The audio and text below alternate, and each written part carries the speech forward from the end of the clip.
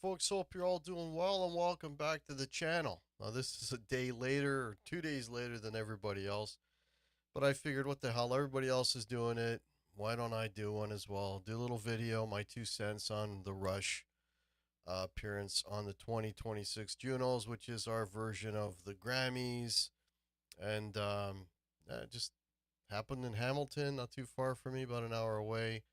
Yeah, so it was kind of hush hush, under wraps.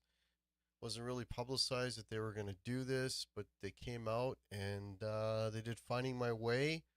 And, there's a lot of talk, oh, well, they did Finding My Way because it was a John Rutsey song on the first record. And that way, Annika wasn't going to get compared directly to Neil. I don't know if that's right. I mean, you can come up with a lot of reasons for a lot of things, right? Either way, I thought it was a good song for them to do. I thought it was cool. Always loved the song. And yeah, they played it fantastic. I mean, Alex is Alex. Guy's flawless. Always plays perfectly. The guitar he was playing looked a lot like Greenie. I doubt it was the real one, but it looked a lot like Greenie. If you're a guitar geek, you'll know what I'm talking about.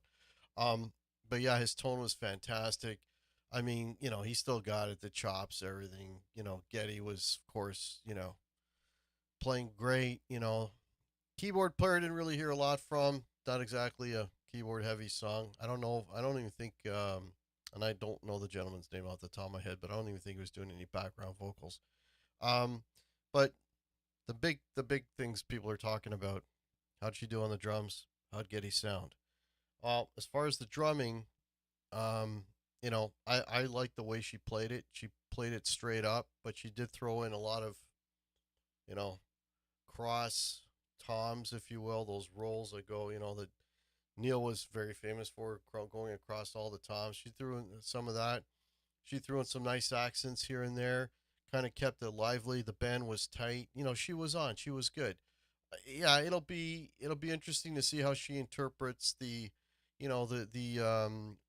Neil stuff. But for this one, she was solid. She was right on. She played it a little more interesting than what it is on the record, which you would expect, but still kept it kind of in the pocket. Like a good rock song, with just some good accents and some nice fills here and there. So I thought she did an amazing job.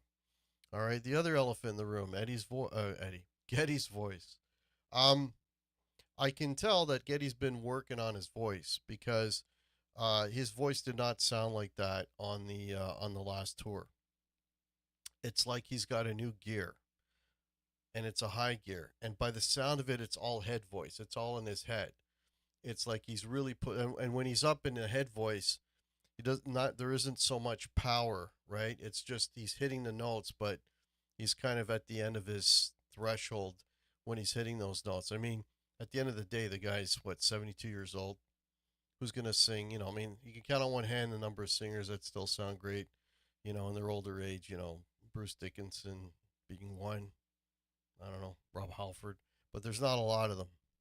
And so you can tell it's all head voice, and it's very, very, it's him really pushing, right? So to get up there, so it's not coming from down here. And what I find because of that, he doesn't seem to have, and this could be nerves, and I'm sure it'll improve as they do shows. I mean, it's the first time out of the gate. He seems to me, it sounds like he's lacking a little bit of control. Like he can get up there, but he can't really control it as well.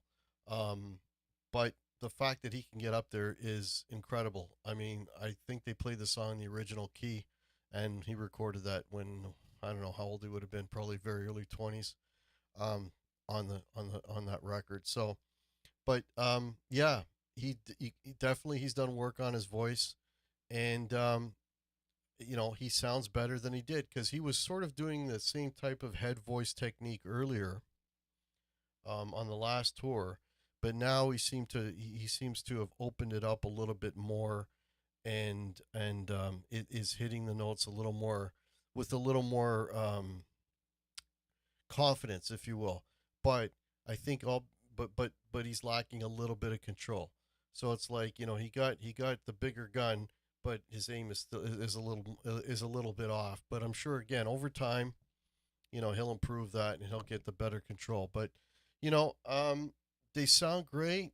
The setup is great. I mean, it's still Rush. You got Alex and Geddy out front, and Geddy now is not going to be all weighed down with keyboards. He's got a guy doing that. He'll play some stuff, but he just wants to get out there and run around, play his bass, and you know, uh, fool around with Alex and be Rush.